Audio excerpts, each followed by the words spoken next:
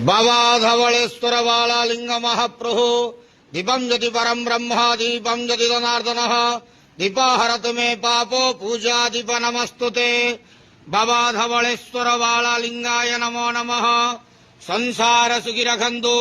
आज आषाढ़ मासर द्वितीय तिथि शुभ शुक्रवार रे समस्त श्रद्धालु भक्त मान आशीर्वाद करंतु, मनस्कामना पूर्ण करंतु, कर्म क्षेत्र नदी करंतु, ग्रहरिष्ट खंडन करंतु, जगतर मंगल करंतु, विश्वर कल्याण करंतु, आपणकर नाम प्रकाश करंतु, सेवकर डाक श्रवण करंतु, समस्त गुआवसा भक्त मानकर मनस्कामना पूर्ण करंतु।